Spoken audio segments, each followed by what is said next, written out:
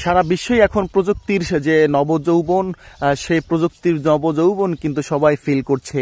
এর মাঝেও কিন্তু এখন আমরা গ্রাম পর্যায়ে আমরা যে মাইকের শব্দ, সাউন্ড পলিউশনের জন্য অতিষ্ঠ হয়ে উঠছি।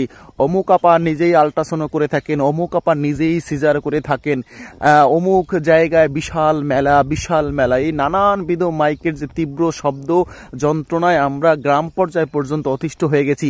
একের পর এক মাইকের শব্দ, একের পর এক ঢোল ঢাল পিটিয়ে কিন্তু মানুষকে একদম অতিষ্ঠ করে ফেলে। সুতরাং এই প্রযুক্তির সময় এসে যদি আমরা একটু প্রযুক্তির ব্যবহার করি, তাহলে হয়তোবা কখনোই এই শব্দ নামক যন্ত্রণা যে রয়েছে সেটা আমাদের শুনতে হবে না।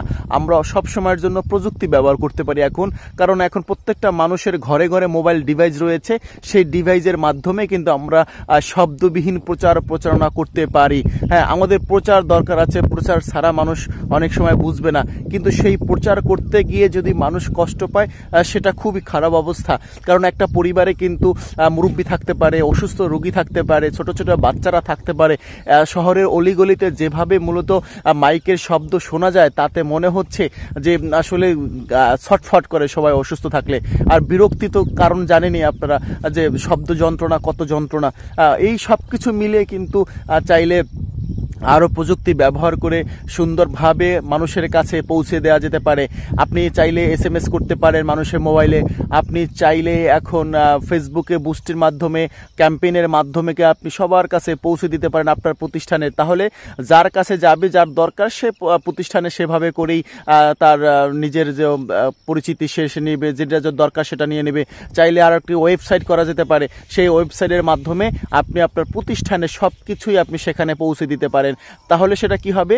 তাহলে আপনার জন্য সেটা মঙ্গল হবে। এই প্রতিষ্ঠানে যা লাগে সেই ওয়েবসাইটে ঢুকবে, সেই ওয়েবসাইটে ঢোকার পরে আপনার তথ্য সে জানবে, আপনার কথা সে বুঝবে, আপনার কথা সে নেবে, তার কি দরকার সে সেটা সেখান থেকে নিয়ে নেবে। সো আমরা সেই জায়গা থেকে ডেভেলপ করতে চেয়েছিলাম, সেই জায়গাটাকে আমরা কাজ করছি। আপনারা আপনার প্রতিষ্ঠানের যে ছোট্ট একটা তথ্য যদি আপনি অন্য কোনো প্রতিষ্ঠানে দিয়ে রাখেন, অন্য কোনো জায়গায় দিয়ে রাখেন, সেটা দারুণ একটা উপলব্ধি।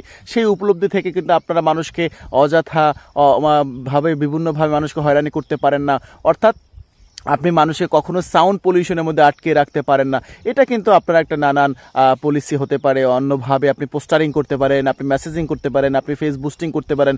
এভাবে করে মানুষকে শব্দযন্ত্র থেকে আপনি মুক্ত করতে পারেন আপনার সদিচ্ছা থাকলে। আপনার সদিচ্ছা থাকলেই আপনি শব্দযন্ত্র মুখস্থ করতে থেকে বের হয়ে যেতে পারেন, এবং আপনি এখান থেকে মূলত মানুষের পাপ থেকে, মানুষের কষ্ট থেকে নিজেকে নিবৃত্ত করতে পারেন। তখন আপনার এই ঝামেলা হবে না, আপনার প্রতিষ্ঠানের প্রচার যাবে, আপনার প্রতিষ্ঠান সব কিছু যাবে, এটা আমার বিশ্বাস।